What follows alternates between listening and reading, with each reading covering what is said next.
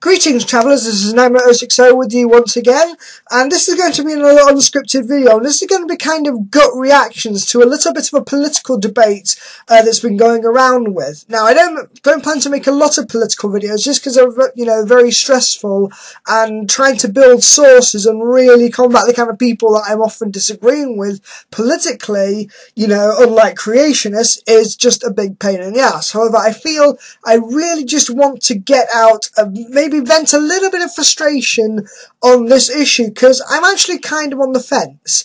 But I think it's best I actually now establish what I'm talking about.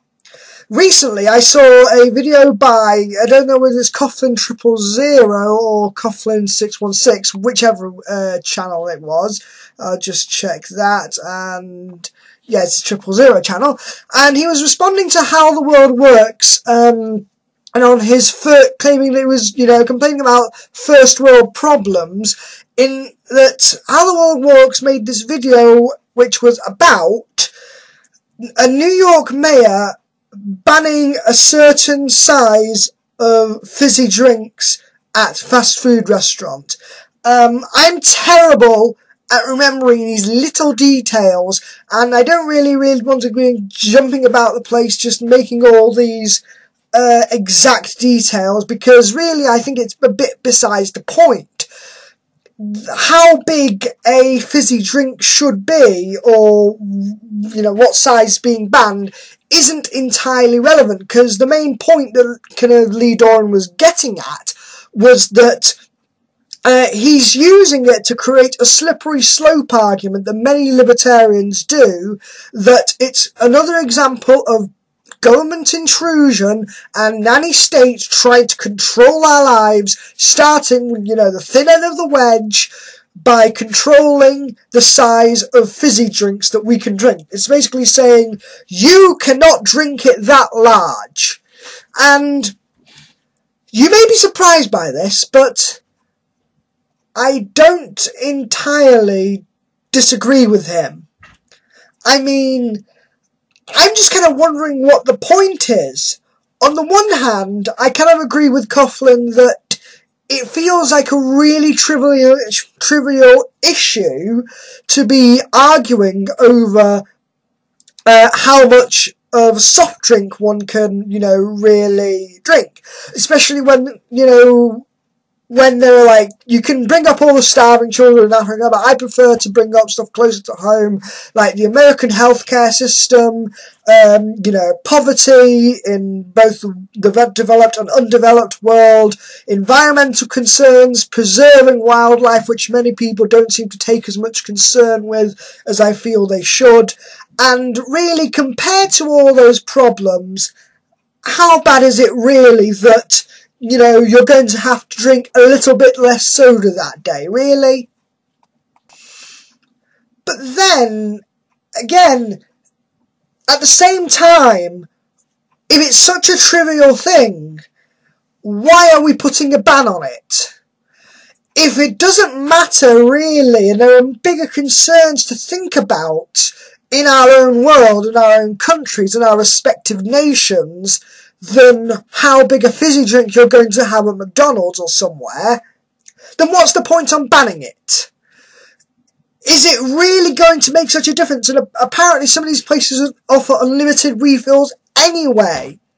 What's the point in just, in limiting the size you can have in one go, when you could just refill it time and time again, and maybe just spend a bit more money just to get that same amount?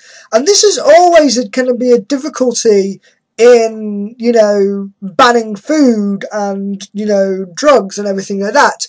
When you're dealing with a substance that people are craving or are addicted to, or feel the need, the physiological response to get, I'm just as guilty with fast food. My diet is complete shit. I'm going to throw that out there.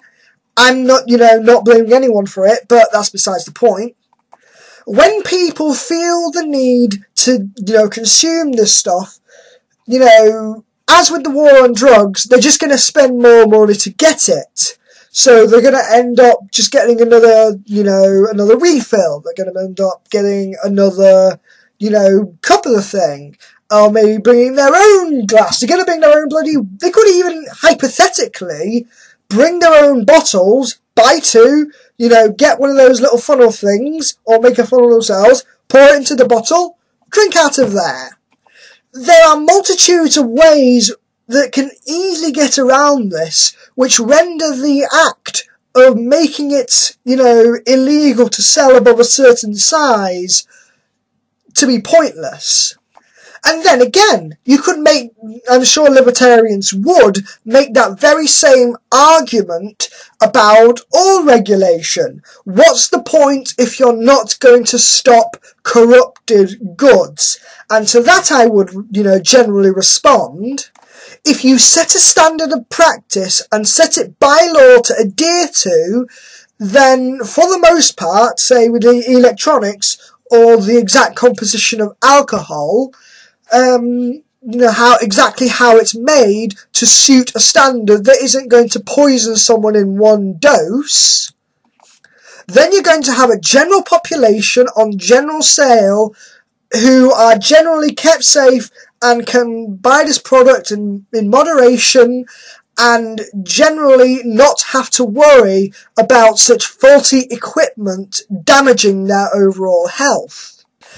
I think NoPlum99 kind of made this point in a video that I've just watched by him, that when you put in these kind of regulations in place and perhaps, stop people from taking something that would seriously harm them, then you are benefiting the society at large, because the domino effect, the knock-on impact that it would have on their family members, the co-workers, and society at large, you keep generally healthy.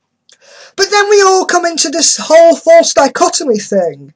I am not in favour of complete and extreme regulation, everything controlled by the state, as libertarians would have you believe. But I'm not in favour of a complete free market either.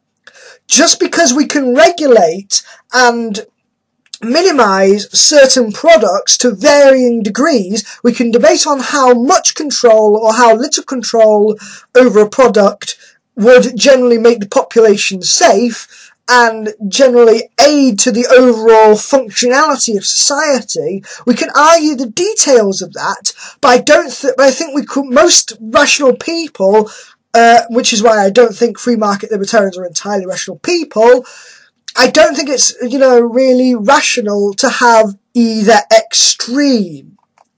And so that kind of brings me back to my original point on this.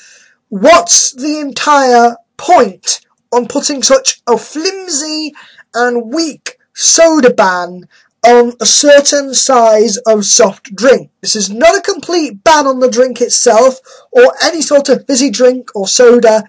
It's just above a certain size, you're not allowed to sell it. And really, I think if they're really concerned and have to show that this would have such a huge detriment to society, then you would really need something a bit stronger than that, than just a size limit. Because really, that is not going to do very much, and it's just a complete waste of time.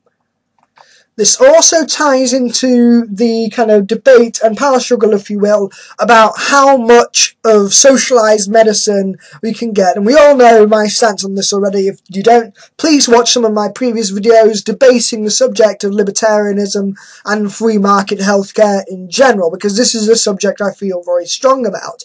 I am generally in favour of having a nationalised healthcare system paid through taxes, where people don't have to be paying out the arse and shilling out huge amounts of money in one go for their healthcare expenses, because it is generally unfair, it's easy to exploit, and it generally is a detriment to society at large.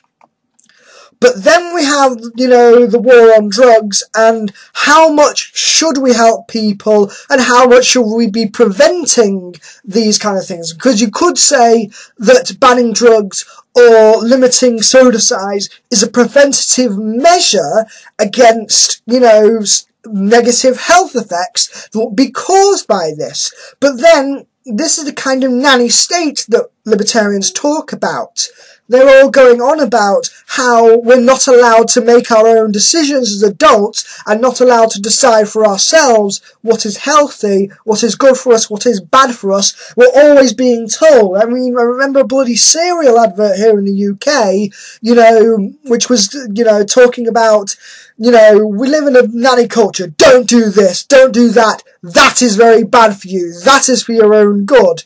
It would be nice just to be given the facts. And I think a lot of people, including myself, want that.